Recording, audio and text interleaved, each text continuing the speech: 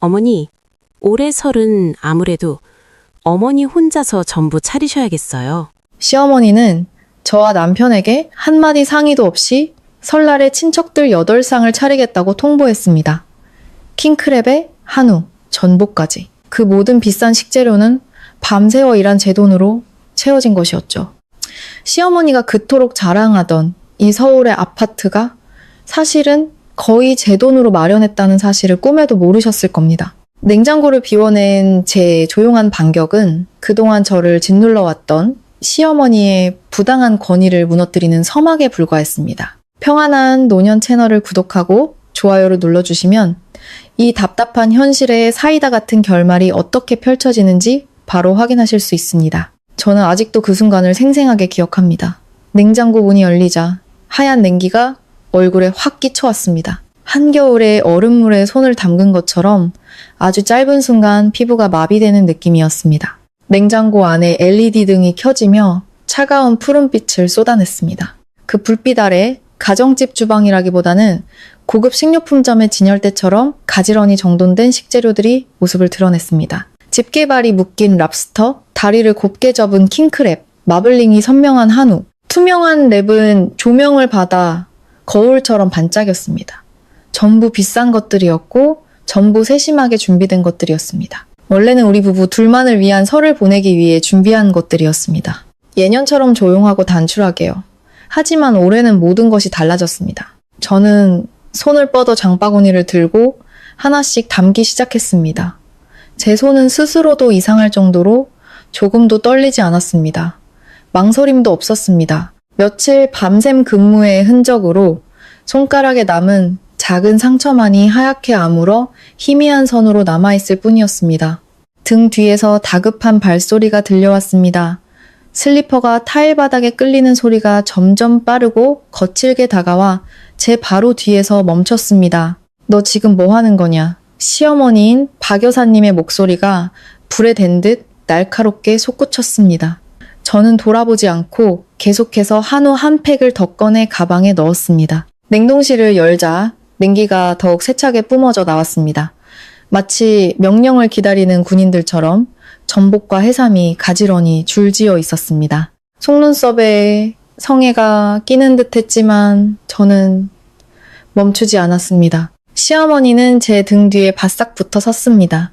가쁘고 거친 숨소리가 똑똑히 들렸습니다. 마지막은 눈이 시리도록 붉은 수입산 체리 한 상자였습니다. 원래는 설날 밤에 남편 지윤 씨와 함께 먹으려고 아껴둔 것이었습니다. 하지만 지금은 그것마저 가방에 넣고 지퍼를 닫았습니다. 돌아서자 텅 비어버린 냉장고가 보였습니다. 냉장실에는 요구르트 몇 개와 먹다 남은 칠리 소스, 병만 덩그러니 남아있었고 냉동실은 안쪽에 얼음틀까지 보일 정도로 깨끗했습니다. 저는 묵직한 2개의 가방을 들고 미소를 지었습니다. 아주 평온한 미소였습니다. 스스로도 낯설게 느껴질 만큼요. 저는 아무렇지 않은 듯 가벼운 목소리로 말했습니다. 어머니, 올해는 어머니 혼자 고생 좀 하셔야겠네요. 박 여사님은 입을 벌린 채 아무 말도 못하고 굳어 있었습니다. 저는 시어머니를 지나쳐 현관으로 향했습니다. 거실 테이블 위에는 8쌍을 빽빽하게 채운 하객 명단이 선언문처럼 놓여 있었습니다. 8쌍, 2명도 3명도 아닌 무려 8쌍이었습니다. 베란다에는 새로 산 붉은 등이 아직 불도 켜지 않은 채 걸려 있었습니다. 명절 분위기는 이미 만들어졌지만 제 마음속에는 차가운 공허함만이 남았습니다. 신발을 갈아 신고 문을 열자 복도의 센서 등이 노랗게 켜졌습니다.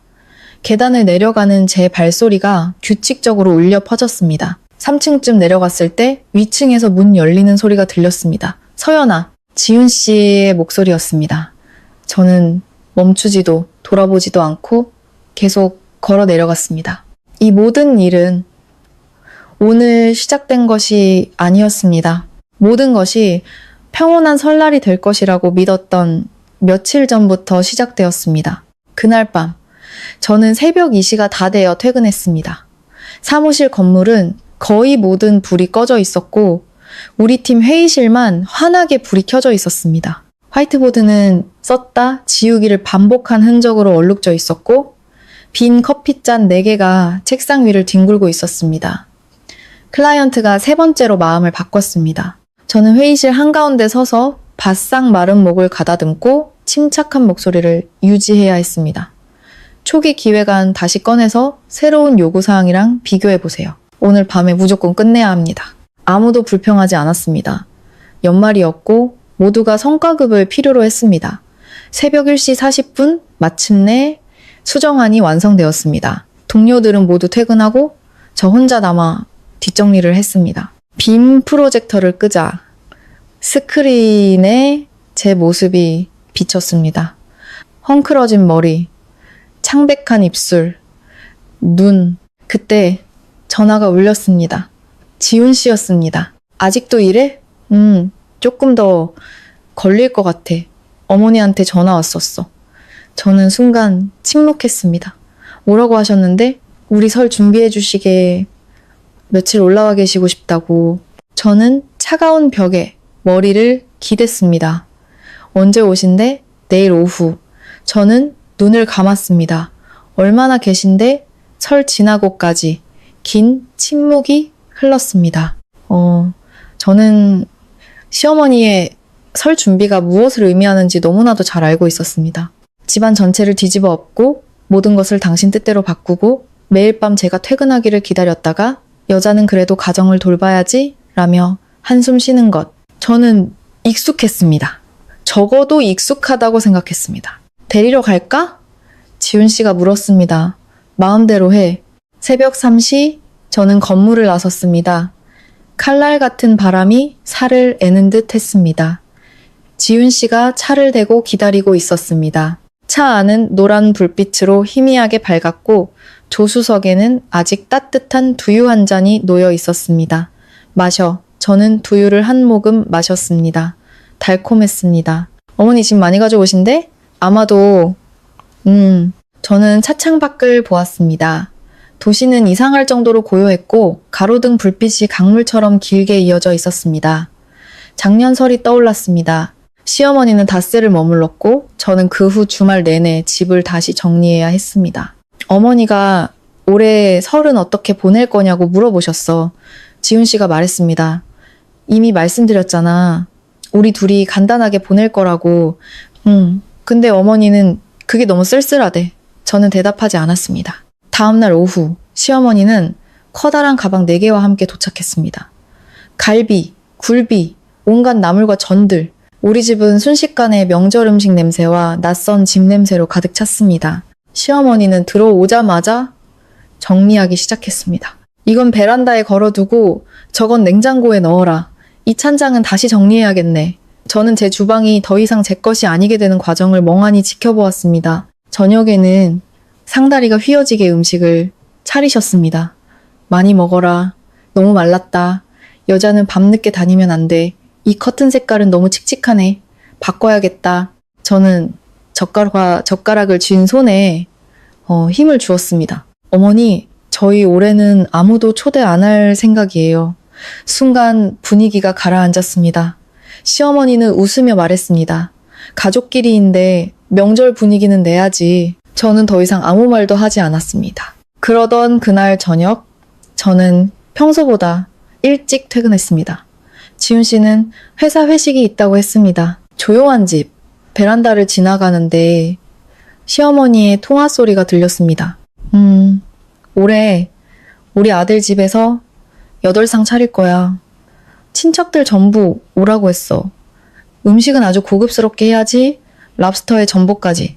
애들은 신경 쓸 거 없어. 내가 다 알아서 할 거니까. 저는 그 자리에 멈춰 섰습니다. 바람에 베란다에 널어놓은 굴비 엮음이 가볍게 흔들렸습니다. 자신감과 자부심에 가득 찬 시어머니의 웃음소리가 울려 퍼졌습니다. 저는 방으로 돌아와 휴대폰을 열고 지훈 씨에게 문자를 보냈습니다. 어머니가 설날에 친척들 8쌍이나 초대하셨어. 3초 후 그에게서 전화가 걸려왔습니다. 뭐라고? 저는 거울을 보았습니다. 제 얼굴에는 아무런 표정이 없었습니다. 그게 사실이라면 당신 생각은 어때? 수화기 너머는 조용했습니다. 바로 그 순간 저는 깨달았습니다. 이번에는 이전과 같지 않을 것이라는 것을. 전화를 끊고 나서도 저는 오랫동안 거울 앞에 서 있었습니다. 마치 낯선 사람을 보듯 제 자신을 바라보았습니다. 이 집에서 7년을 살면서 수많은 양보에 익숙해지고 모든 것을 평화롭게 유지하기 위해 스스로 감정을 조절하는데 익숙해진 사람이었습니다. 하지만 이제 와서 깨달은 것은 그 평화가 단 한 번도 진정으로 제 것이었던 적이 없었다는 사실이었습니다. 그것은 침묵과 인내로 쌓아 올린 얇은 껍질과 같았습니다. 충분히 강한 충격 한 번이면 산산조각 날 껍질. 그리고 이번에 그 충격은 바로 8쌍의 손님과 저에게 한마디 상의도 없이 이체된 50만 원의 계약금이었습니다. 그날 밤 저는 아무것도 더 먹지 않았습니다. 식탁 위에는 시어머니가 정성껏 끓인 닭곰탕이 그대로 남아 있었습니다. 노란 기름이 뜬 국물은 평소 같았으면 두 그릇은 좋게 비웠을 만큼 구수한 냄새를 풍겼습니다. 하지만 오늘은 목구멍에 무언가 걸린 것처럼 삼켜지지 않았습니다. 쓴맛만 느껴졌습니다. 미각이 아닌 가슴속 깊은 곳에서부터 퍼져나오는 이름, 모를 쓴맛이었습니다. 지훈 씨는 밤 11시가 다 되어 돌아왔습니다. 아직 술기운이 남아 비틀거렸지만 눈빛은 이상할 정도로 또렷했습니다. 마치 역시 말 못할 압박감에 시달리는 사람처럼 보였습니다. 소파에 앉아있는 저를 보자 그의 걸음이 느려졌습니다. 이 대화를 피할 수 없다는 것을 아는 듯 했습니다. 아직 안 잤어? 그가 목소리를 낮춰 물었습니다. 당신 기다렸어. 제 목소리는 스스로도 놀랄 만큼 평온했습니다. 그는 잠시 서 있다가 다가와 제 옆에 앉았습니다. 우리 사이의 거리는 한때에 불과했지만 마치 방의 양끝에 앉아있는 것처럼 멀게 느껴졌습니다. 어머니 얘기 들었지? 그가 긴장한 듯 두 손을 깍지 끼며 말문을 열었습니다. 아주 똑똑히 들었어. 저는 앞만 보며 말했습니다. 8쌍, 친척들 전부, 랍스터, 전복, 킹크랩까지. 당신 생각엔 이게 문제 없어 보여? 지훈 씨는 길게 한숨을 쉬며 이마를 짚었습니다. 어머니가 그냥 기분 좋아서 하신 말씀이겠지. 진짜 하겠어. 진짜 하겠냐고? 저는 그를 돌아보았습니다. 더 이상 피하지 않았습니다. 식당 예약금까지 송금했고 초대할 손님 명단도 다 보냈는데 아직도 진짜가 아니야? 그는 말문이 막힌 듯 몸이 굳었습니다. 잠시 후 그가 작게 말했습니다. 내가 어머니께 다시 말씀드려볼게. 질문 하나만 할게. 저는 그의 말을 잘랐습니다. 목소리는 여전히 차분했지만 무언가 단호함이 묻어났습니다. 당신, 그 8쌍 차리는 거에 동의해? 단순한 질문이었지만 그는 오랫동안 침묵했습니다. 벽에 걸린 시계의 초침 소리가 고요한 공간을 똑똑히 채웠습니다. 마침내 그가 입을 열었습니다. 어머니가 이미 약속하신 거라면 이번 한 번만 우리가 노력해보자. 저는 웃었습니다. 아주 희미한 웃음이었지만 제 스스로가 서늘해지는 웃음이었습니다. 노력이라고? 어떻게? 누구 돈으로? 누구 시간과 누구 노력으로? 그는 대답하지 못했습니다. 저는 자리에서 일어나 침실로 향했습니다. 화가 나서가 아니었습니다. 더 이상 대화를 이어가면 지난 7년간 제가 필사적으로 지켜온 선을 넘어설 것 같았기 때문입니다. 하지만 그날 밤 저는 잠들지 못했습니다. 천장을 바라보며 규칙적인 에어컨 소리와 옆에서 뒤척이는 지훈 씨의 소리를 들었습니다. 그리고 결혼 후 처음으로 저는 이 결혼에 대한 확신을 잃었습니다. 다음 날 아침, 저는 평소보다 일찍 일어났습니다. 아직 동이 트기 전 잿빛 새벽빛이 커튼 틈으로 스며들었습니다. 방 안은 옆 사람의 숨소리까지 들릴 정도로 고요했습니다. 지훈 씨는 아직 자고 있었습니다. 잠든 그의 얼굴은 연애 시절처럼 순하고 무해해 보였습니다. 비를 맞으며 저를 기다려 집에 데려다 주던 날들, 저만 있으면 자신의 삶은 충분하다고 말하던 날들이 떠올랐습니다. 저는 잠시 그를 바라보다가 조용히 침대에서 내려왔습니다. 거실로 나오니 시어머니가 벌써 일어나 수첩에 무언가를 적고 있었습니다. 테이블 위에는 빼곡한 음식 메뉴 목록이 펼쳐져 있었고 옆에는 연락처가 켜진 휴대폰이 놓여 있었습니다. 일찍 일어났구나. 시어머니는 아무 일도 없었다는 듯 평소와 같은 목소리로 저를 올려다보았습니다. 네, 습관이 돼서요. 제가 대답했습니다. 시어머니는 고개를 끄덕이고는 다시 수첩에 시선을 고정했습니다. 메뉴를 다시 짜고 있다. 8쌍이나 되니 음식이 부족하면 사람들이 웃을 게 아니냐. 저는 잠시 서 있다가 다가갔습니다. 어머니, 응? 드릴 말씀이 있어요. 시어머니는 펜을 멈추고 저를 올려다보았습니다. 무슨 얘기? 그 8쌍 저는 동의 못해요. 공기가 얼어붙었습니다. 시어머니는 저를 쳐다보았습니다. 평온하던 눈빛이 도전을 받은 사람처럼 날카롭게 변했습니다. 다시 말해보거라. 저는 8쌍 차리는 것에 동의하지 않습니다. 그리고 그 일에 제 돈을 쓰는 것에도 동의하지 않아요. 저는 또박또박 말했습니다. 시어머니는 펜을 내려놓고 허리를 꼿꼿이 세웠습니다. 내 돈? 그녀의 목소리가 조금 높아졌습니다. 이 집이 내 집이냐? 저와 지훈 씨 집이에요. 저희가 함께 대출받고 함께 갚고 있어요. 제가 대답했습니다. 그래도 나는 제 엄마야. 시어머니의 목소리가 더 단단해졌습니다. 내가 친척들 모아 밥 한 끼 먹겠다는데 뭐가 잘못됐다는 거냐? 모이는 건 잘못이 아니죠. 저는 시어머니의 눈을 똑바로 보았습니다.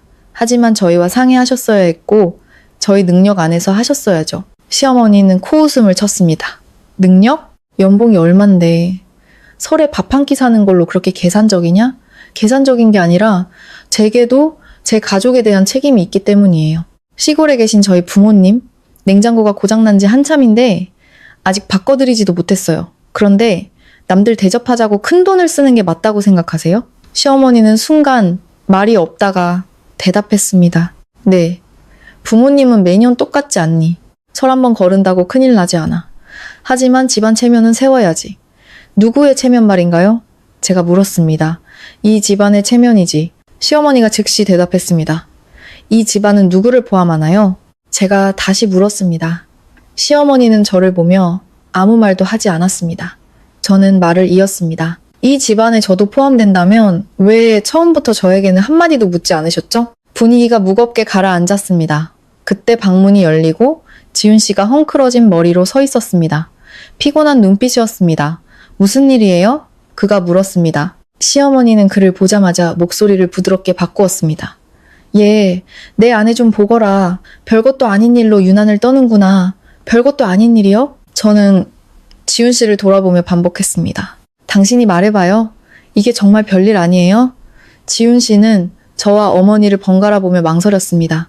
그 순간 저는 이미 답을 알았습니다. 그가 다가와 제 어깨에 손을 얹었습니다. 그럼 내 상으로 줄이면 어떨까? 그는 마치 협상하듯 부드럽게 말했습니다. 적당하고 너무 부담스럽지도 않게. 저는 그를 보았습니다. 화가 나지 않았습니다. 그저 지쳤을 뿐입니다. 그럼 어제 그 계약금 50만 원은 어떻게 하고요? 제가 물었습니다. 그는 멈칫했습니다. 시어머니가 끼어들었습니다. 그 돈은 내가 갚을 테니 걱정 마라. 언제요? 제가 물었습니다. 다음 달에 연금 나오면? 그럼 이미 예약한 건요? 제가 다시 물었습니다. 예약했는데 어떻게 취소하니? 위약금만 물게. 시어머니가 빠르게 말했습니다. 저는 고개를 끄덕였습니다. 모든 것이 명확해졌습니다. 이것은 상의도 선택도 아니었습니다. 모든 것을 결정해놓고 저에게 통보한 것뿐이었습니다. 저는 부엌으로 향했습니다. 냉장고 문은 여전히 열려 있었습니다. 아내는 제가 번 돈으로 수많은 밤을 새워가며 점심을 굶어가며 아낀 돈으로 산 식재료들이 가득했습니다. 저는 잠시 그것들을 바라보다가 문을 활짝 열었습니다. 이번에는 망설임이 없었습니다. 상자, 팩, 봉지들을 하나씩 꺼내 큰 가방에 담았습니다. 등 뒤에서 지훈 씨가 저를 부르는 소리가 들렸습니다. 서연아, 뭐 하는 거야? 저는 대답하지 않고 냉장고가 텅 빌 때까지, 모든 것이 제자리로 돌아갈 때까지 계속했습니다. 제가 동의하지 않은 파티의 장식품이 아니라 원래 있어야 할 자리로. 저는 가방 지퍼를 올리고 시어머니를 돌아보았습니다. 어머니, 제 목소리는 부드러웠지만 단호했습니다. 올해 설 음식은 어머니께서 직접 장만하셔야겠어요. 방 안은 쥐 죽은 듯 조용해졌습니다. 지훈 씨는 그 자리에 얼어붙었고 시어머니는 얼굴이 새빨개졌습니다. 그리고 저는 더 이상 아무것도 느껴지지 않았습니다. 저는 묵직한 2개의 가방을 들고 현관문을 나섰습니다. 등 뒤에서 문이 단호하게 닫혔습니다. 세게 닫힌 것은 아니었지만 복도의 건조한 소리를 울릴 만큼은 충분했습니다.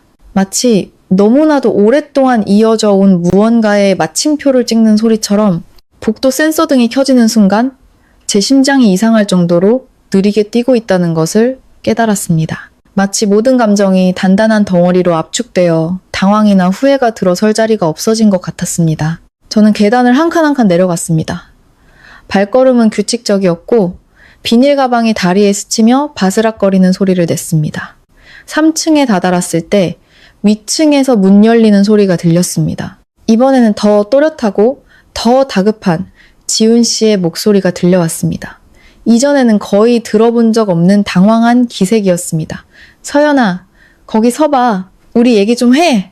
저는 멈춰 섰습니다. 바로 돌아보지 않고 몇 초간 가만히 서서 마주할 준비가 되었는지 스스로에게 확인한 후에야 몸을 돌려 위를 올려다보았습니다. 지훈 씨가 계단참에 서 있었습니다. 여전히 헝클어진 머리, 급하게 입은 옷, 저를 내려다보는 그의 눈빛은 걱정과 당혹감으로 가득 차 있었습니다. 마치 상황이 자신의 통제를 벗어났다는 것을 막 깨달은 사람처럼 보였습니다. 어디가? 그가 온 건물이 다 깰까봐 두려운 듯 목소리를 낮춰 물었습니다. 이것들 좀 처리하러요. 저는 가방을 살짝 들어 보였습니다. 집에 둬도 쓸 일이 없어서 그렇게까지 할 건 없잖아.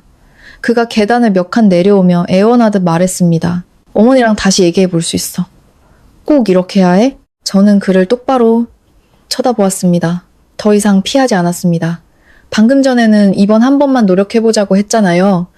이제 와서는 이렇게까지 할 필요 없다고요. 도대체 당신이 원하는 게 뭐예요? 그는 할 말을 잃었습니다. 간단한 질문이었지만 그는 대답하지 못했습니다. 저는 가볍게 한숨을 쉬었습니다. 화가 나서가 아니라 지쳐서였습니다. 그냥 넘어가자. 조금만 양보하자. 가족을 위해 침묵하자고 스스로를 다독였던 수많은 순간들이 쌓여 이제는 저 혼자 감당할 수 없는 압박이 되어버린 것에 대한 피로감이었습니다. 지훈 씨, 저는 천천히 말했습니다. 당신은 나쁜 사람이 아니에요. 하지만 항상 가장 쉬운 길을 선택하죠. 바로 내가 희생하는 길 말이에요. 그는 무언가 말하려다 입을 다물었습니다. 저는 몸을 돌려 계속 계단을 내려갔습니다. 이번에는 그가 저를 부르지 않았습니다. 주차장으로 내려와 차 문을 열고 가방을 뒷좌석에 던져 넣었습니다. 운전석에 앉았지만 바로 시동을 걸지 않았습니다. 두 손을 핸들 위에 올려놓고 앙상한 나뭇가지 위로 아침 햇살이 쏟아지는 풍경을 바라보았습니다. 밝으면서도 쓸쓸한 풍경이었습니다. 휴대폰이 울렸습니다. 지훈 씨였습니다. 저는 화면을 몇 초간 바라보다가 전원을 꺼버렸습니다. 화가 나서가 아니라 지금은 어떤 말을 해도 아무것도 바꿀 수 없다는 것을 알았기 때문입니다. 저는 시동을 걸고 아파트 단지를 빠져나왔습니다. 회사로도 집으로도 가지 않았습니다. 대신 강 근처에 있는 가락시장으로 향했습니다. 그곳에는 신선식품을 전문적으로 매입하는 가게가 있다는 것을 알고 있었습니다. 아주 현실적인 결정이었습니다. 이 음식들을 썩힐 수는 없었고 집으로 다시 가져가고 싶지도 않았습니다. 차를 세우자 중년의 남자가 나와 가방 안을 들여다보고는 저를 쳐다보았습니다. 눈에는 약간의 놀라움이 서려 있었습니다. 이거 되파시게요? 그가 물었습니다. 네, 제가 평온하게 대답했습니다. 그는 가방을 열어 하나하나 확인하고는 고개를 끄덕였습니다. 물건 좋네. 아직 신선하고 내가 다 사지. 얼마든 괜찮아요. 빨리만 처리해 주세요. 제가는 무언가 더 묻고 싶어하는 눈치였지만 이내 가게 안으로 들어가 돈을 가져왔습니다.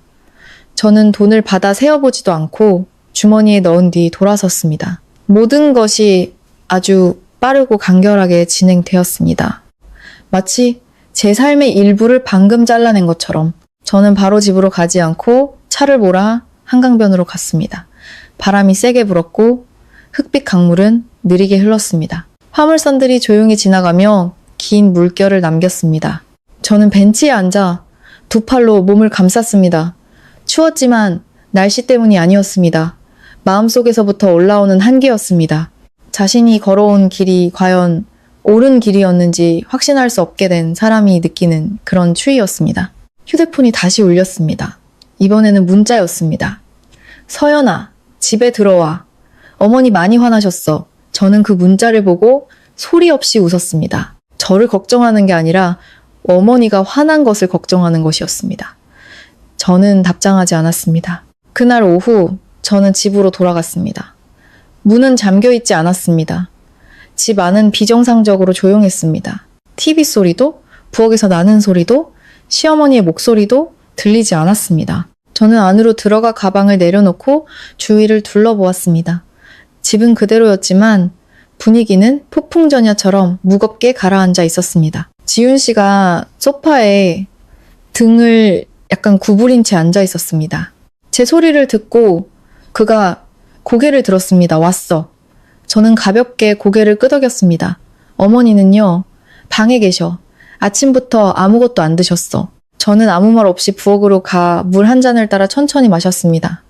지훈 씨가 일어나 다가왔습니다. 서연아, 방에 들어가서 어머니께 사과 한마디만 하면 안 될까? 저는 컵을 내려놓고 그를 돌아보았습니다. 무엇에 대해 사과하라는 거죠?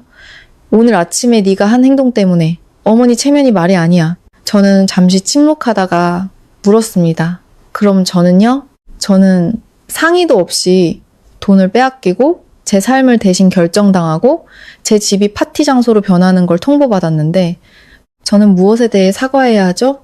지훈 씨는 입을 열었지만 아무 말도 하지 못했습니다. 저는 오랫동안 그를 바라보았습니다. 내가 가장 실망한 게 뭔지 알아요? 제가 물었습니다. 그는 고개를 저었습니다.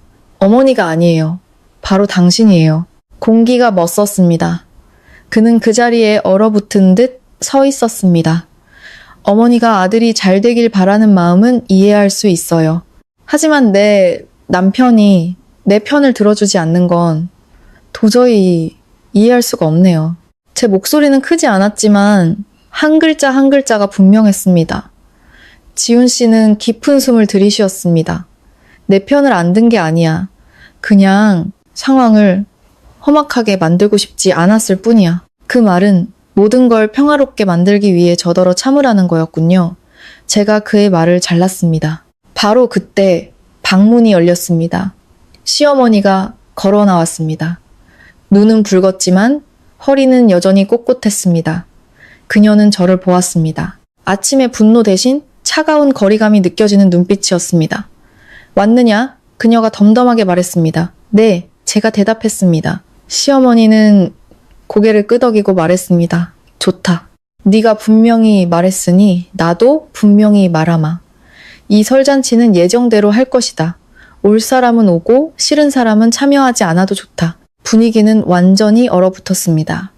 지훈 씨는 어머니와 저를 번갈아 보며 당황한 기색이 역력했습니다. 어머니, 그럴 필요까진? 시어머니가 손을 들어 그의 말을 막았습니다. 나는 늙었다. 그저 번듯한 설 한번 쇠고 싶을 뿐이다.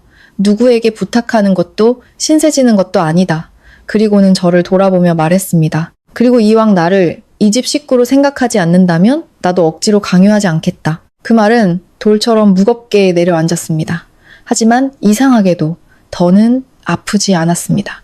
그저 모든 것이 명확해졌을 뿐입니다. 저는 단 한 번도 어머니를 식구로 생각하지 않은 적이 없어요. 저는 차분하게 말했습니다. 다만 저 역시 이 집 식구로 존중받고 싶었을 뿐이에요. 시어머니는 대답 없이 돌아섰습니다. 지훈 씨는 우리 둘 사이에 서서 어느 편에 서야 할지 모르는 사람처럼 서 있었습니다. 바로 그 순간 저는 깨달았습니다. 어떤 일들은 단호하게 끊어내지 않으면 영원히 반복될 것이라는 사실을. 그날 밤 저는 더 이상 아무 말도 하지 않았습니다. 조용히 제 일을 하고 조용히 밥을 먹고 조용히 잠자리에 들었습니다. 하지만 제 마음속에서는 이미 결정이 내려졌습니다. 모든 것을 바꿀지도 모르는 결정이었습니다. 그날 밤 저는 오랫동안 잠들지 못했습니다. 머릿속에서 한 가지 질문이 계속 맴돌았기 때문입니다. 이대로 계속된다면 나는 얼마나 더 버틸 수 있을까? 그 질문은 분노나 억울함 같은 격한 감정이 아니라 마치 답을 기다리는 계산 문제처럼 아주 차갑고 명확했습니다. 다만 그 결과가 숫자가 아닌 앞으로 남은 제 인생 전체라는 점이 달랐습니다. 지훈 씨는 등을 돌린 채 누워 있었습니다. 아무리 피곤해도 무의식 중에 저를 안아주던 이전과는 달랐습니다. 우리 사이에는 이 불 한 장뿐이었지만 더 이상 다리를 놓으려는 사람이 없는 강이 양쪽처럼 멀게 느껴졌습니다. 저는 깨달았습니다. 단지 8쌍의 손님 문제 때문이 아니었습니다. 아주 오랫동안 쌓여온 사소한 것들 때문이었습니다. 저의 침묵과 그의 회피가 쌓여 만들어낸 공백을 이제는 누구도 어떻게 메워야 할지 모르게 된 것입니다. 새벽 2시쯤 저는 조용히 일어나 거실로 나갔습니다. 작은 등을 켜자 시어머니가 새로 바꾼 붉은 카펫 위로 노란 불빛이 쏟아졌습니다. 설 분위기가 물씬 풍기는 화려함이었지만 제게는 눈이 부시게 느껴졌습니다. 마치 이곳에 속하지 않은 과한 무언가처럼 느껴졌습니다. 그 거실 한가운데 서 있자니 제가 이 집의 주인이 아니라 손님 같다는 생각이 들었습니다. 이미 모든 것이 정해진 공간을 잠시 지나가는 사람처럼 소파에 앉아 주위를 둘러보았습니다. 모든 가구와 소품의 위치가 바뀌어 있었습니다. 제가 왼쪽에 비스듬히 두었던 화병은 정중앙에 놓여 있었고 잡지들은 사라지고 과일 접시가 가지런히 그 자리를 차지했습니다. 모든 것이 반듯했지만 더 이상 제 것이 아니었습니다. 이런 느낌이 한 번이라면 무시할 수 있었을 겁니다. 하지만 몇 번이고 반복되자 그거는 더 이상 사소한 일이 아니었습니다. 소리 없이 사람의 공간을 잠식하여 결국 자신의 집에서 소속감을 잃게 만드는 침범이었습니다. 옆방 문이 조용히 열리고 시어머니가 나왔습니다. 아마 잠을 설친 모양이었습니다.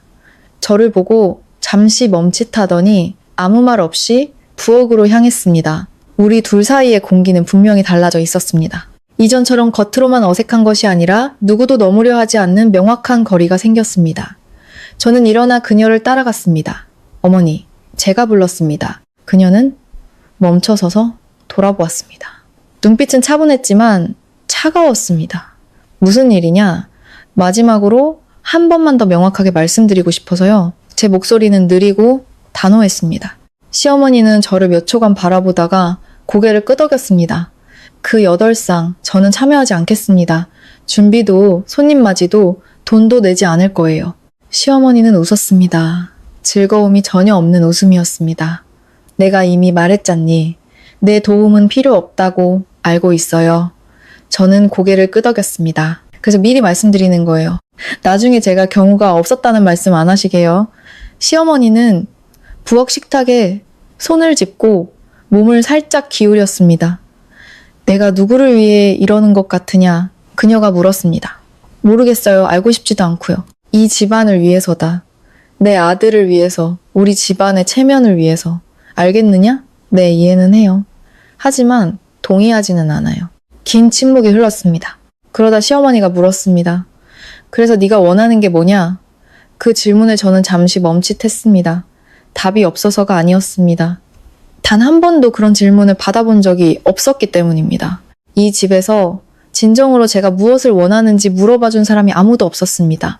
존중받고 싶어요. 저는 또박또박 말했습니다. 제 삶과 관련된 결정에는 제 동의가 필요해요.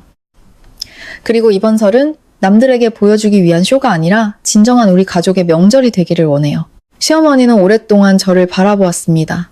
눈에는 더 이상 분노가 없었습니다. 대신 자신이 원하는 것과 제가 말한 것 사이에서 무언가를 저울질하는 듯한 복잡한 감정이 서려 있었습니다. 하지만 결국 그녀는 고개를 저었습니다. 너는 아직 젊어서 세상을 다 모른다.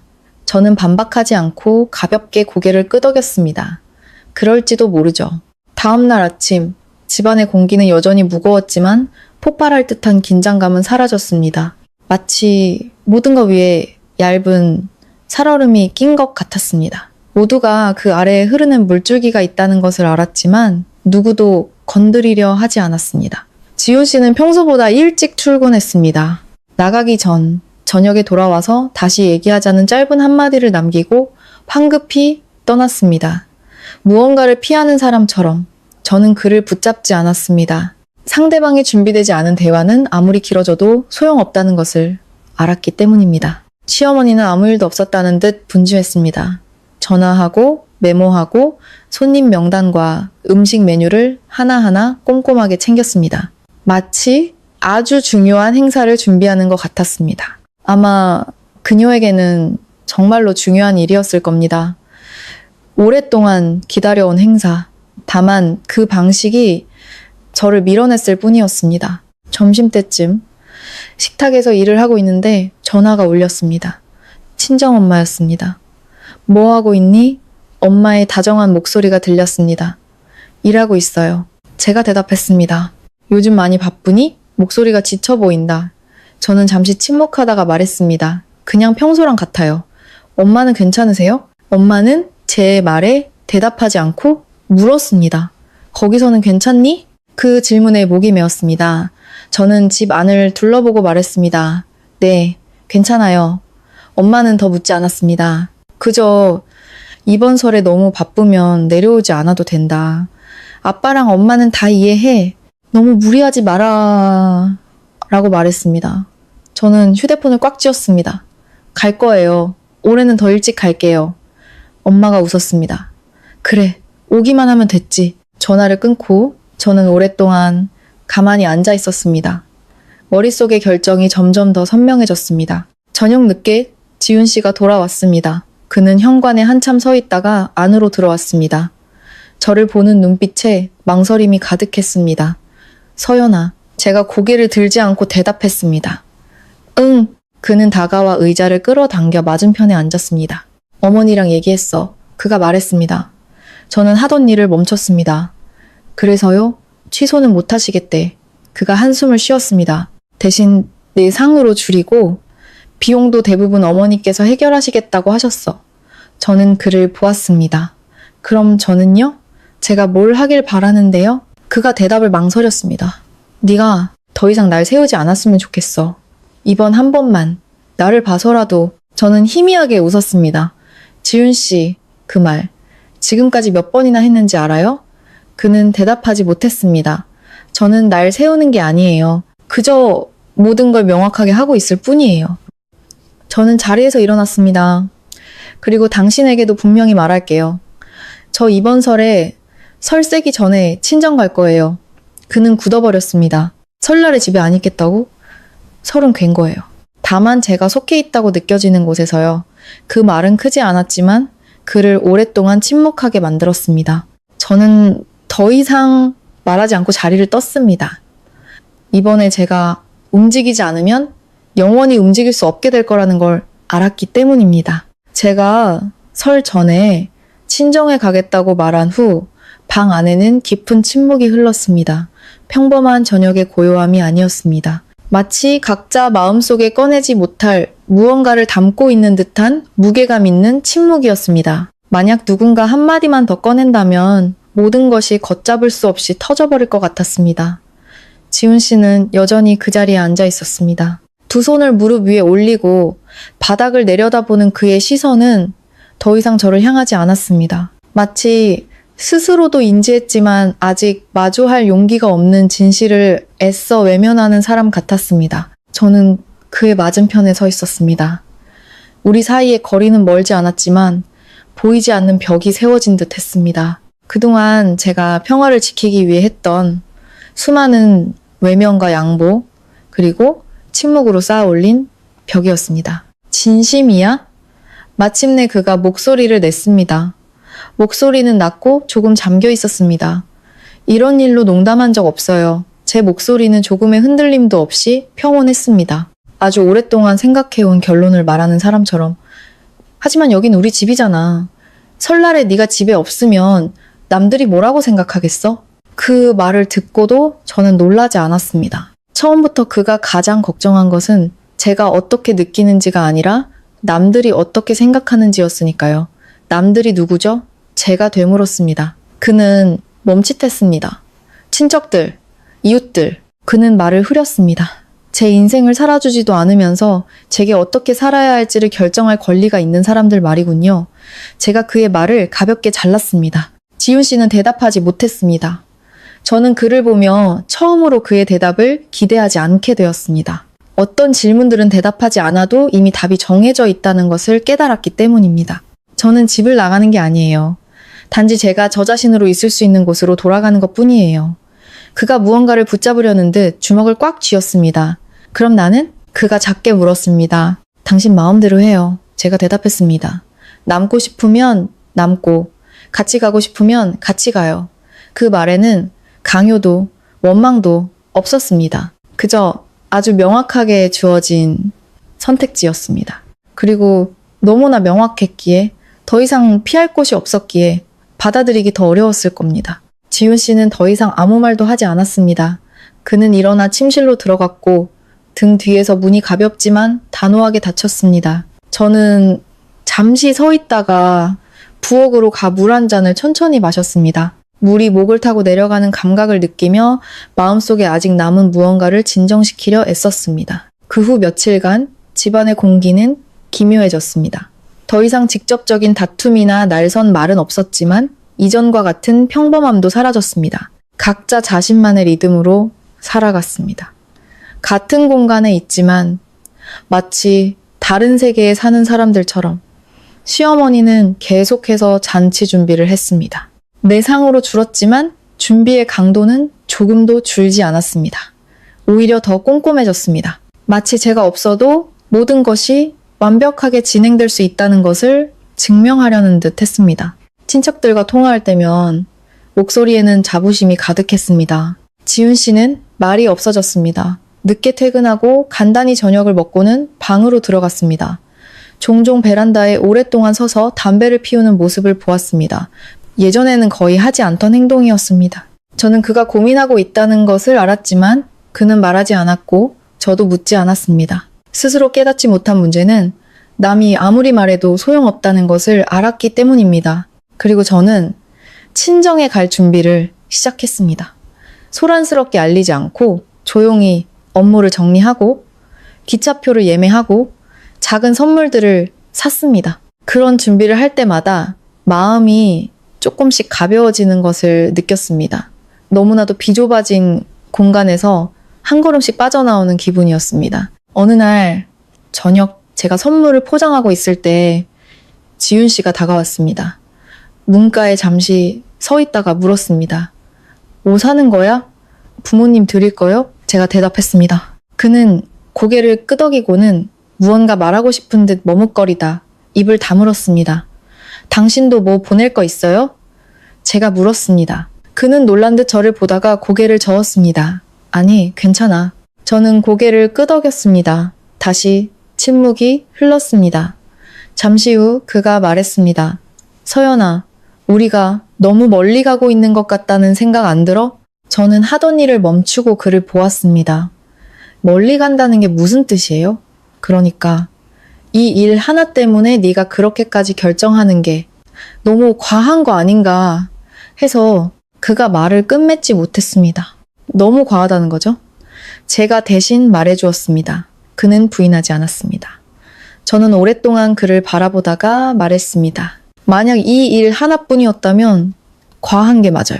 하지만 그동안 쌓여온 모든 일을 더한다면 오히려 너무 늦었다는 생각이 드네요.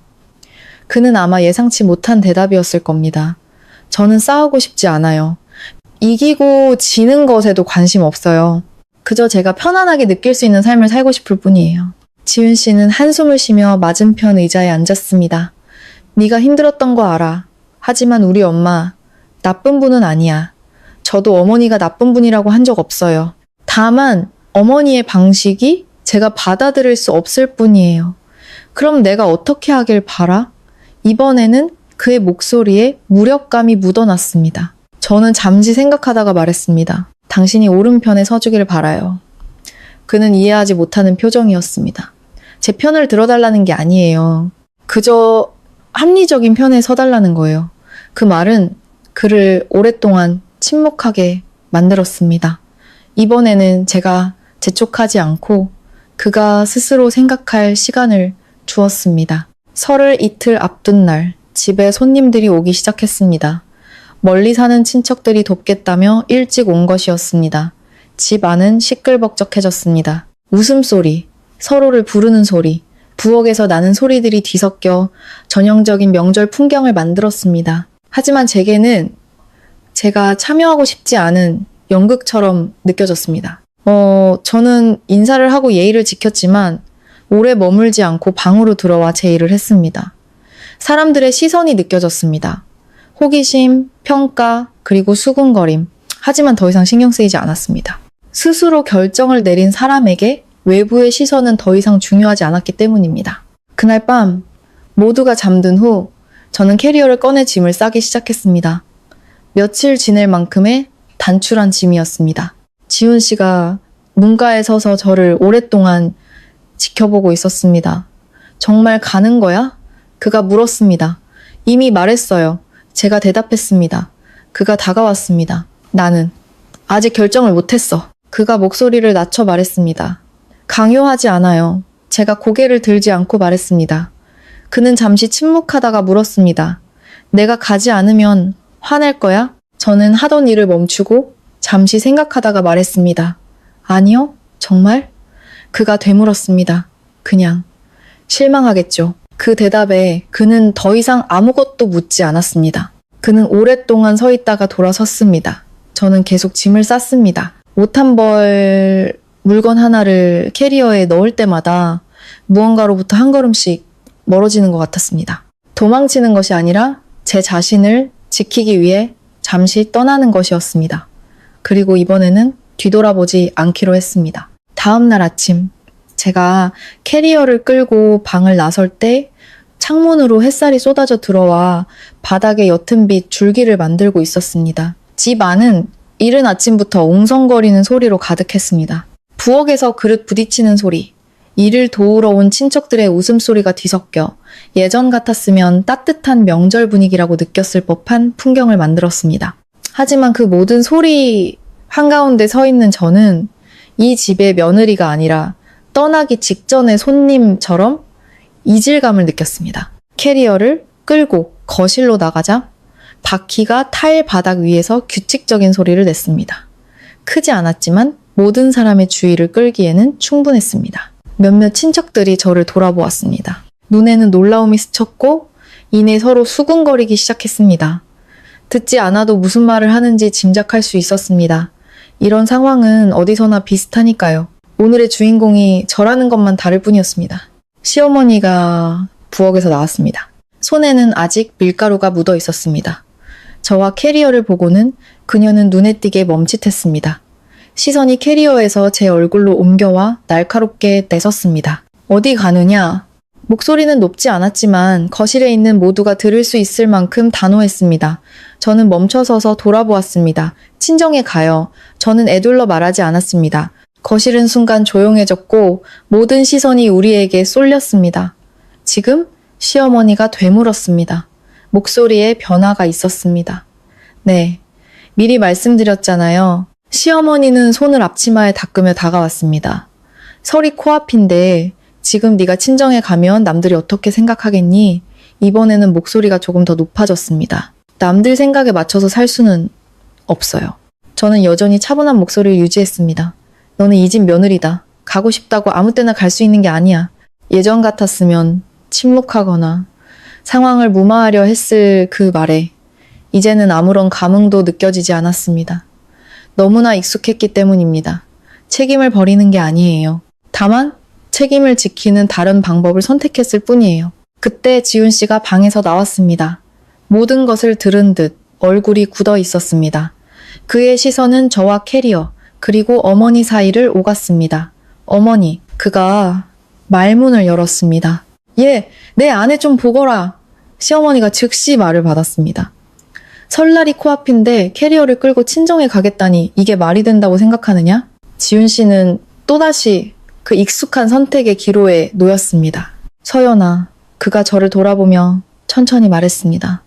설 지나고 가면 안 될까? 저는 그를 보았습니다. 화가 나지 않았습니다. 그저 모든 것이 명확해졌을 뿐입니다. 이미 말했어요. 설 전에 갈 거라고. 그래도 제 결정은 바뀌지 않아요. 저는 그의 말을 잘랐습니다. 그때 근처에 서 있던 나이 많은 친척 한 분이 중재하듯 말했습니다. 자자, 집안일은 조용히들 얘기해야지. 명절 앞두고 분위기 망치지 말고. 그 말은 겉으로는 부드러웠지만 결국 남들 보기에 좋게 덮으라는 뜻이었습니다. 시어머니는 그분을 향해 억지 미소를 지어 보이고는 다시 저를 차갑게 쏘아보았습니다. 좋다. 가고 싶으면 가거라. 붙잡지 않겠다. 그 말은 놓아주는 척 했지만 실은 무거운 비난이었습니다. 저는 대답하지 않고 캐리어를 끌고 걸음을 옮겼습니다. 지훈 씨가 빠르게 다가와 제 팔을 붙잡았습니다. 서연아, 잠깐만. 그가 저를 구석으로 끌고 갔습니다. 정말 가는 거야? 그는 여전히 믿지 못하는 듯 했습니다. 2번 말하게 하지 말아요. 나는 네가 지금 가는 걸 원하지 않아. 제가 남아서 뭘 하길 바라는데요? 그는 침묵했습니다.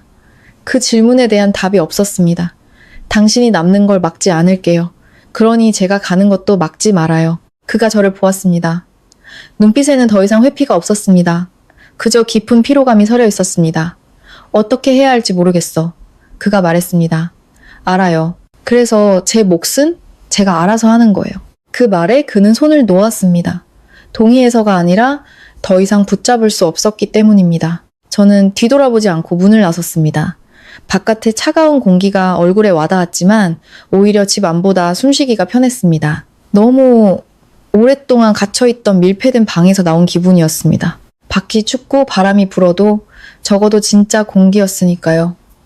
콜택시를 부르고 아파트 정문에서 기다렸습니다. 위층 베란다에서 누군가 저를 내려다보고 있다는 것을 알았지만 고개를 들지 않았습니다. 마지막 순간에 마음이 약해지고 싶지 않았습니다. 차가 도착하고 캐리어를 싣고 차에 올라탔습니다. 문이 닫히자 바깥의 소음이 차단되고 엔진 소리와 히터의 온기만 남았습니다. 저는 의자에 등을 기대고 눈을 감았습니다. 울지도 슬퍼하지도 않았습니다. 그저 가벼웠습니다. 아주 오랫동안 느껴보지 못했던 가벼움이었습니다. 친정으로 가는 길, 창밖으로 연말의 분주한 도시 풍경이 스쳐 지나갔습니다. 사람들은 저마다 꽃과 선물을 들고 어딘가로 향하고 있었습니다. 모두가 돌아갈 곳이 있었습니다. 저는 문득 깨달았습니다. 돌아간다는 거는 장소가 아니라 자신이 받아들여지고 이해받고 온전한 자기 자신이 될 수 있다고 느끼는 감각이라는 것을. 휴대폰이 울렸습니다. 지훈 씨였습니다. 저는 받지 않았습니다. 잠시 후 문자가 왔습니다. 미안해. 저는 읽고 답장하지 않았습니다. 용서하지 않아서가 아니라 그 사과가 이 상황을 돌리기에는 너무 늦었기 때문입니다. 친정집 앞에 차가 멈췄습니다. 익숙한 대문 앞에 서자 마음이 조금 가라앉았습니다. 망설임이 아니라 아주 오랜만에 느끼는 귀소감이었습니다. 문을 밀고 들어갔습니다. 엄마, 아빠, 저 왔어요. 엄마가 부엌에서 행주를 든 채 달려 나왔습니다. 어머, 웬일로 이렇게 일찍 왔니? 저는 엄마를 보며 미소 지었습니다. 집이 보고 싶어서요. 엄마는 무언가 짐작한 듯 저를 몇 초간 바라보았지만 더 묻지 않았습니다. 그저 잘 왔다. 어서 들어와. 춥다라고 말할 뿐이었습니다. 저는 집 안으로 들어서며 깊은 숨을 들이쉬었습니다. 그리고 며칠 만에 처음으로 정말로 숨을 쉬는 것 같다고 느꼈습니다. 친정집에서의 첫 며칠, 저는 잠을 보충하고 밥을 먹고 마당에 작은 화단을 내다보는 것 외에는 거의 아무것도 하지 않았습니다. 그 화단에는 할머니가 몇 년 전부터 가꾸던 낡은 화분들이 그대로 있었습니다. 말라 죽었다가 다시 심어진 것도 있었고 앙상한 가지만 남았지만 여전히 하늘을 향해 뻗어 있는 것도 있었습니다. 그 화초들을 보며 저와 닮았다고 생각했습니다. 항상 푸를 수는 없지만 뿌리와 흙만 있다면 다시 살아갈 수 있다는 점에서 엄마는 많은 것을 묻지 않았습니다. 그저 밥 더 먹어라. 너무 말랐다. 혹은 밤에 잘 때 창문 꼭 닫아라. 감기 든다와 같은 평범한 말들을 건넸습니다. 그 단순한 말들이 아무런 노력이나 연기 없이도 제 마음을 따뜻하게 만들었습니다. 그 평범함이야말로 제가 오랫동안 잃어버리고 있었던 것이었습니다. 아빠는 말이 더 없으셨지만 매일 아침 일찍 일어나 따뜻한 차를 끓여 저를 부르셨습니다. 우리는 많은 대화를 나누지 않았습니다. 그저 나란히 앉아 집 앞 골목길을 바라볼 뿐이었습니다. 가끔 아빠가 일은 괜찮으냐 하고 짧게 물으시면 저는 고개를 끄덕였습니다. 아빠는 더 묻지 않으셨지만 저를 보는 눈빛으로 모든 것을 알고 계시는 듯 했습니다. 제가 아직 말하고 싶어 하지 않는다는 것을 존중해 주셨습니다. 사흘째 되던 날 잠도 충분히 자고 밥도 잘 먹고 머리가 맑아졌을 때 휴대폰이 다시 울렸습니다. 지윤 씨였습니다. 이번에는 조금 더 길게 화면을 바라보다가 전화를 받았습니다. 서연아. 그의 목소리는 평소보다 낮게 가라앉아 있었습니다. 며칠 전에 당황스러움 대신 뚜렷한 피로감이 느껴졌습니다. 응, 나야. 제가 대답했습니다. 괜찮아? 그가 물었습니다. 응, 괜찮아. 잠시 침묵이 흘렀습니다. 집에 사람 많아. 친척들 거의 다 오셨어. 그가 말했습니다. 그럴 줄 알았어. 어머니가 계속 준비하고 계셔. 며칠 내내 바쁘셨어. 저는 아무 말도 하지 않았습니다. 서연아, 미안해. 그 사과에 더는 특별한 감정이 들지 않았습니다. 이미 사과했잖아. 사과만 했지 내가 한 게 아무것도 없으니까. 내가 너한테 잘못한 것 같아. 저는 가볍게 숨을 내쉬었습니다. 당신이 잘못한 거 맞아. 하지만 이 일 때문이 아니라 항상 아무것도 하지 않는 걸 선택했기 때문이야. 수학이 넘어는 오랫동안 조용했습니다. 난 더 이상 사과가 필요 없어. 변화가 필요해. 알아. 근데 어디서부터 시작해야 할지 모르겠어. 오른편에 서는 것부터 시작해. 그가 한숨을 쉬었습니다. 어려워. 서연아. 우리 엄마잖아. 어머니께 맞서라고 한 적 없어. 다만 나에게 맞서지 말아달라는 거야. 그 말은 그를 다시 침묵하게 만들었습니다. 그리고 그가 물었습니다. 다시 돌아올 거지? 저는 마당에서 빨래를 너는 엄마의 모습을 보았습니다. 햇살에 희끗희끗한 엄마의 머리카락이 비쳤습니다. 아주 평범한 풍경이었지만 제 마음을 진정시켜 주었습니다. 설 지나고 갈 거야. 같이 설 안 쇠고? 그의 목소리에 실망감이 묻어났습니다. 이미 말했잖아. 나는 내가 편안한 곳에서 설을 보내고 싶다고? 그는 더 이상 아무 말 없이 응하고는 전화를 끊었습니다. 그날 오후 엄마를 도와 음식을 준비하고 있는데 모르는 번호로 전화가 걸려왔습니다. 서연이니? 나이가 좀 있는 여성의 목소리였습니다. 네, 그런데요. 나 내 시고모다. 한별이 고모. 저는 잠시 멈칫했습니다. 아, 네, 고모님. 안녕하세요. 듣자 하니 친정에 갔다며? 목소리에는 책망은 없었지만 다정함도 없었습니다. 네, 맞아요. 그렇게 하면 못 쓴다. 설날이 코앞인데 며느리가 시댁에 없으면 남들이 어떻게 보겠니? 저는 고모님이 보지 못한다는 것을 알면서도 희미하게 미소 지었습니다. 다들 어떻게 생각하실지 알아요. 하지만 저도 제 나름의 이유가 있어요. 설날보다 더 큰 이유가 대체 뭐냐? 제가 잠시 침묵하다가 말했습니다. 제 삶의 방식이요. 수학이 넘어는 조용했습니다. 아마 이런 대답을 예상하지 못했던 것 같습니다. 너 아직 젊어서 그래. 너무 빡빡하게 굴지 마라. 여자가 좀 참고 살아야 집안이 평화로운 법이야. 그 말은 제가 수없이 많이 들어온 말이었습니다. 예전에는 항상 고개를 끄덕이며 그래야 한다고 스스로를 다독였습니다. 하지만 지금은 그 말이 더 이상 맞지 않다고 느껴졌습니다. 저는 아주 오랫동안 참아왔어요, 고모님. 그리고 깨달았죠. 계속 참기만 하는 건 가정을 지키는 게 아니라 제 자신을 잃어버리는 거라는 걸요. 고모님은 더 이상 아무 말 없이 알았다, 네가 알아서 생각해봐 라는 짧은 말만 남기고 전화를 끊었습니다. 저는 아무 일도 없었다는 듯 다시 채소를 썰기 시작했습니다. 하지만 제 마음은 분명했습니다. 이 이야기는 더 이상 저와 지훈 씨 혹은 시어머니만의 문제가 아니었습니다. 그것은 수많은 사람들이 여전히 옳다고 믿는 거대한 사고방식과의 싸움이었습니다. 섣달근인 날 밤, 친정집은 북적이지 않았습니다. 부모님과 오빠네 식구가 전부였습니다. 소박한 저녁상, 익숙한 음식들, 화려하지 않았지만 진정한 따뜻함이 있었습니다. 모두가 자리에 앉자 아빠가 찻잔을 들고 간단하게 말씀하셨습니다. 우리 가족, 건강하고 평안하면 그걸로 족하다. 아무도 말을 덧붙이지 않았지만 제 눈시울이 뜨거워졌습니다. 슬퍼서가 아니었습니다. 아주 단순해 보이는 것들이 실은 제가 그토록 찾아 헤맸던 것이라는 걸 깨달았기 때문입니다. 바로 그때 휴대폰이 울렸습니다. 지훈 씨였습니다. 저는 받지 않고 전원을 끈 뒤 다시 식탁에 앉았습니다. 젓가락을 들고 밥을 한술 떴습니다. 그리고 몇 년 만에 처음으로 이번 설이 온전히 제 것 같다고 느꼈습니다. 섣달그신 날 밤이 지나고 제 마음은 더 이상 무겁지 않았습니다. 문제가 해결되어서가 아니었습니다. 제 스스로 가장 중요한 매듭을 풀었기 때문입니다. 더 이상 남들이 원하는 사람이 되려고 애쓰지 않고 남들을 실망시킬지라도 제 자신을 편안하게 만드는 선택을 받아들이기 시작한 것입니다. 마음의 평화를 되찾은 사람에게 외부의 소음은 더 이상 쉽게 흔들 수 없는 법입니다. 설날 아침, 저는 아주 일찍 일어났습니다. 마당으로 나가자 새해 첫날 아침에 차가운 공기가 상쾌하게 느껴졌습니다. 텅 빈 골목길과 간밤부터 켜져 있는 몇몇 집의 붉은 등을 바라보고 있을 때 휴대폰이 울렸습니다. 지훈 씨였습니다. 이번에는 바로 끄거나 받지 않고 잠시 화면을 응시했습니다. 마주할 준비가 되었는지 스스로에게 묻는 시간이었습니다. 마침내 저는 전화를 받았습니다. 서연아. 그의 목소리는 이전과 달리 차분하고 낮게 가라앉아 있었습니다. 나야. 새해 복 많이 받아. 당신도 새해 복 많이 받아요. 잠시 침묵이 흘렀습니다. 어제.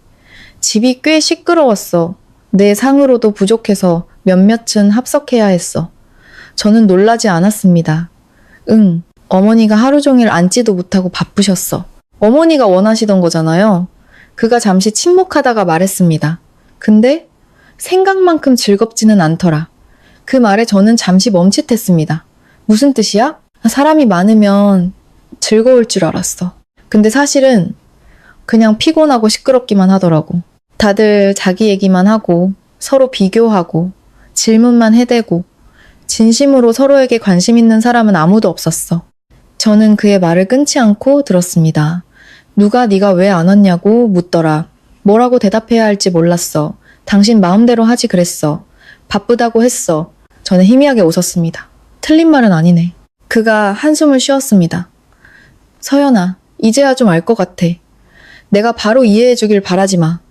그냥 당신이 내 감정을 부정하지만 않으면 돼. 그가 침묵하다가 말했습니다. 어머니, 어제 혼자 앉아 계시더라. 손님들이 모두 돌아간 후 엉망이 된 집을 어머니 혼자 치우고 계셨다고 했습니다. 그 모습을 상상하니 마음이 동요하지 않은 것은 아니었지만 예전처럼 쉽게 약해지지는 않았습니다. 어머니도 결국 당신 선택의 결과를 마주하신 거겠지. 제 말은 차가웠지만 현실이었습니다. 그는 반박하지 않았습니다. 잠시 후 그가 물었습니다. 돌아올 거지? 저는 마당에서 아빠가 화초에 물을 주고 엄마가 낙엽을 쓰는 모습을 보았습니다. 아주 평범한 일상이었지만 떠나고 싶지 않은 평온함을 주었습니다. 설 지나고 제가 말했습니다. 그는 응하고 짧게 대답하고는 더 묻지 않았습니다. 그 후 며칠간 저는 친정에서 아주 느린 시간을 보냈습니다. 엄마와 장을 보고 아빠가 들려주는 옛날 이야기를 들었습니다. 오래 머물수록 깨달았습니다. 평화란 문제가 없는 상태가 아니라 문제가 있어도 억지로 버티지 않고 숨쉬고 말하고 침묵해도 오해받지 않는 상태라는 것을 그동안 지훈 씨에게서는 간간히 문자가 왔습니다. 오늘은 어머니가 친척 집에 가셨어. 집 청소 중이야. 와 같은 단편적인 소식들이었습니다. 그 짧은 문장들로 저는 그곳의 풍경을 그릴 수 있었습니다. 제가 한때 일부였지만 지금은 아닌 풍경을 설 연휴 사흘째 되던 날 휴대폰이 울렸습니다. 지훈 씨가 아니라 시어머니였습니다. 화면에 뜬 이름을 보고 저는 심호흡을 한 뒤 전화를 받았습니다. 예. 시어머니의 목소리는 이전과 달리 지쳐 있었습니다. 네, 어머님, 친정에 있느냐? 네. 잠시 침묵이 흘렀습니다. 여기 이제 다 끝났다. 손님들도 다 돌아갔어. 며칠 동안 치웠더니 이제 좀 집 같구나. 저는 조용히 들었습니다. 너는 언제 올 거냐? 목소리에는 이전의 강압적인 톤 대신 무언가 망설임이 섞여 있었습니다. 설 지나고 올라갈게요. 시어머니는 응 하고는 다시 침묵했습니다. 잠시 후 그녀가 말했습니다. 그날 나한테 화났었니? 그 질문은 내용보다도 그런 방식으로 물어왔다는 사실 자체가 제게는 놀라움이었습니다. 저는 잠시 생각하다가 말했습니다. 화나지 않았어요. 그럼 뭐였느냐? 단지 동의하지 않았을 뿐이에요. 시어머니는 아무 말도 하지 않았습니다. 수화기 너머로 희미한 숨소리가 들렸습니다. 내 말이 틀린 건 아니었어. 그녀가 천천히 말했습니다. 단지 내가 너무 내 방식에 익숙해져 있었지. 무엇에요? 뭐든 내가 결정해야 직성이 풀리는 거? 어릴 때부터 집안을 도맡아 하다 보니 그게 버릇이 됐나 보다. 네, 생각은 미처 헤아리지 못했어. 그 말은 가벼웠지만 제가 시어머니에게서 들으리라고는 상상도 못했던 말이었습니다. 저도 처음부터 분명하게 말씀드리지 못했어요. 그래서 일이 이렇게 된 거겠죠. 시어머니는 응 하고 짧게 대답했습니다. 알았다. 며칠 더 있다가 오고 싶을 때 오너라. 네, 전화가 끊겼습니다. 저는 잠시 가만히 앉아 있었습니다. 기쁘거나 안도하는 대신 모든 것이 작은 틈을 보이기 시작했다는 느낌이 들었습니다. 어두운 방에 빛이 스며들기 시작한 것 같은 그런 느낌이었습니다. 시어머니와의 통화 후 저는 그 사실을 바로 부모님께 말씀드리지 않았습니다. 숨기려는 게 아니라 그 미묘한 감정을 혼자 조금 더 간직하고 싶었습니다. 아주 오랫동안 굳게 닫혀있던 문이 아주 조금 열리는 듯한 느낌? 방 전체를 밝히기엔 부족하지만 저편이 더 이상 완전한 어둠이 아니라는 것을 알려주는 한 줄기 빛과 같은 감정이었습니다. 그날 오후 엄마와 함께 시장에 갔습니다. 익숙한 길, 소박한 가게들, 흥정하는 소리와 웃음소리. 모든 것이 평범했습니다. 엄마 옆에서 걸으며 사소한 이야기를 듣고 있자니 문득 깨달았습니다. 어떤 관계에는 지키기 위해 애쓸 필요가 없다는 것을, 그저 존재하는 것만으로도 충분하다는 것을, 다른 곳에서는 항상 애써야 했던 것에 너무 익숙해져 있었기에 이곳의 단순함이 얼마나 소중한지 새삼 느낄 수 있었습니다. 너 정말 괜찮은 거니? 야채를 고르던 엄마가 불쑥 물었습니다. 저는 엄마를 보았습니다. 엄마의 눈빛에는 다그침이나 강요가 아닌 그저 따뜻한 관심만이 담겨 있었습니다. 괜찮아. 엄마는 고개를 끄덕이고는 더 묻지 않고 천천히 말했습니다. 괜찮든 아니든 내 스스로만 알면 된다. 누구에게 증명할 필요 없어. 그 말은 너무나도 정확해서 저를 침묵하게 만들었습니다. 저녁에 온 가족이 밥을 먹고 있을 때 지윤 씨에게서 전화가 왔습니다. 이번에는 그의 목소리가 한결 차분해져 있었습니다. 나 지금 집에 혼자 있어. 그가 말했습니다. 저는 멈칫했습니다. 어머니는요, 고향에 내려가셨어. 오늘 아침 일찍. 저는 조금 놀랐습니다. 고향에요? 피곤해서 며칠 쉬고 싶다고 하시더라. 저는 잠시 침묵했습니다. 지난 며칠간 모든 것을 완벽하게 통제하려 애쓰던 시어머니의 모습, 그리고 모든 것이 끝난 후 홀로 뒷정리를 하고 결국 떠나기를 선택한 그녀의 모습이 머릿속에 그려졌습니다. 집이 지금 너무 조용해. 어색할 정도로. 그가 말했습니다. 냉장고 다시 정리했어. 그 말에 저는 굳었습니다. 어떡해요? 남은 거 다 버리고 예전처럼 간단한 것들로만 다시 채워놨어. 그리고 집도 원래대로 다시 정리했어. 내 물건들 원래 있던 자리에 그대로. 그는 오랫동안 생각했다고 말했습니다. 제가 떠난 날부터 지금까지 계속. 내가 뭘 생각했는지 알아? 그가 물었습니다. 뭘요? 네가 옳았다는 거. 그 말은 아주 느렸지만 분명하게 들려왔습니다. 저는 바로 대답하지 않았습니다. 한마디의 말이 모든 것을 바꾸지 못한다는 것을 알았기 때문입니다. 내 기분 좋으라고 하는 말이 아니야. 정말로 깨달았어. 집이 사람들로 가장 북적일 때 나는 가장 큰 공허함을 느꼈거든. 난 그 자리에 없었어. 그저 중간에 서서 억지로 웃고 의미 없이 말을 섞고 있었을 뿐이야. 네가 만약 거기 있었다면 나보다 훨씬 더 힘들었을 거야. 아마 그랬을 거예요. 제가 말했습니다. 아니, 확실히 그랬겠죠. 그는 희미하게 웃었습니다. 서연아, 다시 시작하고 싶어. 무엇을요? 우리 사는 방식, 그리고 내가 너를 대하는 방식. 저는 대답하지 않았습니다. 바로 변하겠다고 약속은 못해. 하지만 시작은 할 거야. 더 이상 피하지 않고 너 혼자 감당하게 두지 않는 것부터. 그 말은 단순했지만 제가 아주 오랫동안 기다려온 말이었습니다. 바로 믿지는 않을 거예요. 알아. 바로 믿어달라고 기대하지도 않아. 그저 기회를 줬으면 좋겠어. 저는 오랫동안 침묵하다가 말했습니다. 기회는 달라고 해서 얻어지는 게 아니에요. 당신이 어떻게 하는지 지켜볼게요. 그가 아주 작게 대답했습니다. 그 통화 이후 모든 것이 즉시 바뀌지는 않았습니다. 하지만 적어도 상대방이 같은 방향을 보기 시작했다는 작은 변화가 느껴졌습니다. 그 후 며칠간 지훈 씨는 가끔씩 일상적인 문자를 보내왔습니다. 오늘 저녁은 내가 해먹었어. 베란다 정리했어. 네가 심은 화초 아직 살아있더라. 와 같은 사소한 내용들이었습니다. 그 작은 노력들이 그가 변하려 하고 있다는 것을 보여주었습니다. 설 연휴가 끝나고 다시 서울로 돌아갈 준비를 할 때 엄마는 온갖 당부를 하셨고 아빠는 그저 가서 편하게 살아라. 너무 애쓰지 말고 라는 짧은 한마디를 건네셨습니다. 저는 고개를 끄덕였습니다. 이번에 돌아가는 길은 이전과는 분명 다를 것이라는 것을 알았습니다. 아파트 단지 앞에 차가 멈췄을 때 해는 이미 기울어 있었습니다. 저는 캐리어를 끌고 잠시 문 앞에 서 있었습니다. 이곳은 제가 집이라고 여겼던 곳이었지만 이제는 조금 낯설게 느껴졌습니다. 문을 열자 집 안은 놀라울 정도로 고요했습니다. 시끄러운 TV 소리도 진한 음식 냄새도 없었습니다. 그저 평범한 집이었습니다.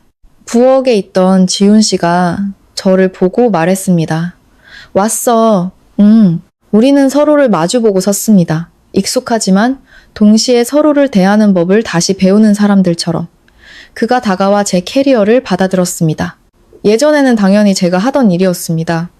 부엌 식탁에는 아주 간단한 저녁상이 차려져 있었습니다. 계란 프라이와 김치찌개, 화려하지 않았지만 비로소 우리의 저녁 식사 같다라는 생각이 들었습니다. 식사 후 그는 말없이 설거지를 시작했습니다. 제가 도우려 하자. 그는 너는 쉬어. 내가 할게. 라고 말했습니다. 저는 그가 정말로 하는지 지켜보았습니다. 그는 묵묵히 모든 것을 끝냈습니다. 그리고 제 앞에 서서 말했습니다. 서연아, 어디서부터 시작해야 할지 몰라서 그냥 작은 것부터 시작했어. 저는 그를 보았습니다. 알고 있어. 그날 밤 제 방을 정리하는데 모든 것이 제자리에 있었습니다. 제 책상, 책들, 모든 것이 그대로였습니다. 적어도 그가 타인의 공간을 존중하는 법을 배우기 시작했다는 것을 알 수 있었습니다. 그때 시어머니에게서 전화가 왔습니다. 돌아왔느냐? 목소리는 한결 부드러워져 있었습니다. 네. 지훈이가 뭐라 하더냐? 노력하고 있다고 했어요. 그 녀석이 원래 그렇다. 나쁘진 않은데 우유부단하지. 시어머니는 한숨을 쉬었습니다. 지난번 일은? 나도 생각해봤다. 내가 좀 과했는지도 모르겠다. 그 말을 하기까지 얼마나 힘드셨을지 알기에 저도 잘못이 있어요. 처음부터 분명히 말씀드리지 못했으니까요. 라고 대답했습니다. 알았다. 지난 일은 지난 일로 덮자. 시간 날 때 밥이나 먹으러 오너라. 전화가 끊겼습니다. 저는 깨달았습니다.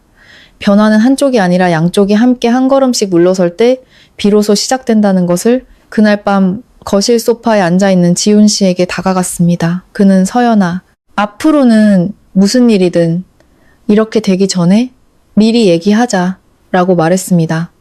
저는 고개를 끄덕였습니다. 나도 그럴게요. 더 이상 침묵하지 않을 거예요. 그것은 무겁지 않은 새로운 시작의 침묵이었습니다. 그 후 우리의 삶은 아주 조금씩 천천히 변해갔습니다. 마치 물방울이 돌을 뚫 듯 매일 반복되는 작은 변화들이 관계의 형태를 바꾸어 놓았습니다. 지훈 씨는 일찍 일어나 제 커피까지 타주었고 부엌은 언제나 제가 정리한 그대로였습니다. 주말에 그는 제게 물었습니다. 이번 주말에 고향에 같이 갈래? 어머니 뵈러 가는 건 당신 일이에요. 갈지 말지는 제가 생각해 볼게요. 그는 재촉하지 않았습니다. 그리고 바로 그 점 때문에 저는 더 깊이 생각하게 되었습니다. 며칠 후 저는 그와 함께 가겠다고 말했습니다. 단 조건을 걸었습니다. 예전처럼 반복하고 싶지 않아요. 동의하지 않는 게 있으면 바로 말할 거고 저를 대신해서 결정하는 건 받아들이지 않을 거예요. 그는 진지하게 대답했습니다. 이해해. 그리고 내 옆에 서 있을게. 고향집에 도착했을 때 시어머니는 문 앞에서 우리를 기다리고 있었습니다. 저를 보는 그녀의 눈빛에는 더 이상 날카로움이 없었습니다. 부엌에서 함께 점심을 준비할 때 시어머니가 불쑥 말했습니다. 그때 네 말이 맞았다. 뭐든 물어보고 해야 했는데 내가 너무 내 멋대로 했어. 그 말은 변명도 분석도 아닌 그저 인정이었습니다. 그리고 때로는 그것만으로도 충분했습니다. 돌아오는 길에 지훈 씨가 말했습니다. 오늘 네가 안 갔으면 모든 게 그대로였을 거야. 저는 대답했습니다. 당신이 그걸 깨닫지 못했겠죠. 네가 떠난 건 도망친 게 아니라 나를 붙잡아 준 거였어. 저는 그를 보았습니다. 그의 눈빛은 더 이상 흔들리지 않았습니다. 이제 절반은 이해했네요. 나머지 절반은 그건 당신이 스스로 찾아가야죠. 그 후 우리는 부모님 댁에 보낼 새 냉장고를 함께 골랐습니다. 지훈 씨는 이건 내가 갚는 거야 라고 말했고 저는 갚을 필요 없어요. 앞으로 잘하면 돼요 라고 대답했습니다. 어느 날 저녁 부엌에 서 있는 제 뒤로 지훈 씨가 다가왔습니다. 그는 아무 말 없이 제 옆에 컵 하나를 더 놓았습니다. 아주 작은 행동이었지만 그 안에는 수많은 의미가 담겨 있었습니다. 주말에 고향 갈까? 그냥 어머니랑 밥 한 끼 먹게. 그의 말에는 더 이상 압박이 없었습니다. 그래요. 제 대답도 한결 가벼워졌습니다. 그렇게 우리는 다시 시댁을 찾았습니다. 식탁에 둘러앉은 세 사람 사이에는 더 이상 무거운 공기가 흐르지 않았습니다. 식사가 끝나고 저와 시어머니는 처음으로 나란히 서서 말없이 설거지를 했습니다. 서로를 가르치거나 고치려 들지 않고 그저 함께 작은 일을 끝냈습니다. 그때 저는 깨달았습니다. 우리의 관계가 살가운 모녀 사이가 될 필요는 없다는 것을, 그저 서로에게 더 이상 상처 주지 않는 것만으로도 충분하다는 것을. 마당에 나란히 서 있을 때 시어머니가 말했습니다. 예전에는 뭐든 크게 버려야 좋은 줄 알았다. 사람이 많아야 즐거운 줄 알았고, 근데 너무 피곤하기만 하더라. 뭐 즐겁지도 않고. 그녀는 저를 보며 말했습니다. 네가 틀린 게 아니었어. 내가 익숙하지 않았을 뿐이지. 저도 그랬어요. 저도 배우고 있는 중이에요. 다시 서울로 돌아오는 차 안에서 지훈 씨가 말했습니다. 서연아, 포기하지 않아줘서 고마워. 당신 때문이 아니에요. 나 자신을 위해서였어요. 그가 희미하게 웃었습니다. 알아. 그래도 고마워. 저는 창밖을 보았습니다. 햇빛과 그늘이 교차하는 풍경을 보며 인생도 이와 같다는 생각을 했습니다. 중요한 거는 어둠을 피하는 것이 아니라 그 어둠을 통과하면서도 자기 자신을 잃지 않는 법을 배우는 것이라는 거를. 어느 날 저녁 우리 집 부엌 냉장고 앞에 섰습니다.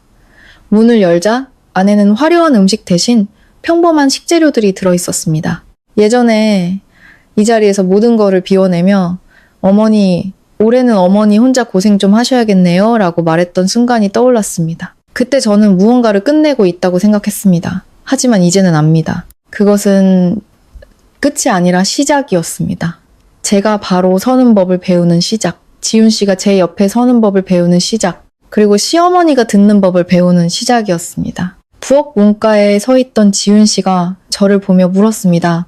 뭐 먹을까? 제가 웃으며 대답했습니다. 간단하게 먹어요. 그가 고개를 끄덕였습니다.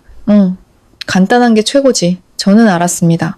앞으로 우리 삶에는 더 이상 8쌍의 잔치도, 남들에게 증명하려는 노력도 없을 것이라는 것을, 그저 소박한 식사와 솔직한 대화, 그리고 한 가족을 계속 나아가게 할 작은 변화들만이 있을 것이라는 것을.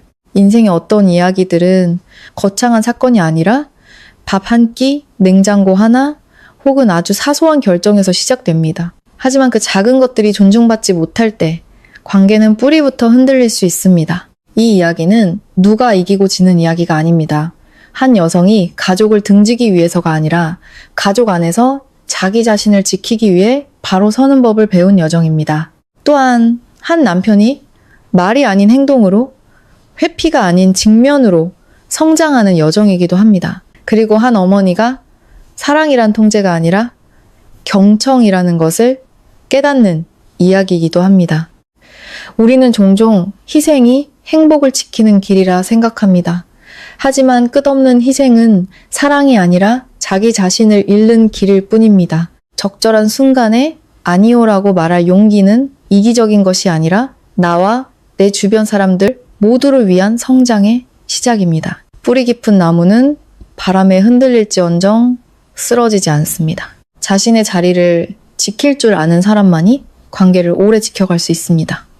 가족은 완벽할 필요도 남들에게 과시할 필요도 없습니다. 그저 각자가 한 걸음 물러서고 서로의 입장에서 생각하고 무엇보다 서로의 이야기에 귀 기울여주는 것, 그것만으로도 충분합니다. 만약 이 이야기 속에서 당신의 모습을 발견했다면 누구를 탓하기 위해서가 아니라 서로를 조금 더 이해하기 위해 잠시 멈춰서서 돌아보시기 바랍니다. 때로는 단 한 사람의 변화가 관계 전체를 바꾸는 기적이 되기도 하니까요. 이야기를 끝까지 들어주셔서 감사합니다. 이 이야기가 당신에게 의미가 있었다면 채널을 구독하고 소중한 사람들에게 공유해주세요. 그리고 여러분의 이야기를 댓글로 남겨주세요. 어쩌면 당신의 이야기가 길을 잃은 누군가에게 새로운 방향을 찾아주는 등불이 될지도 모릅니다.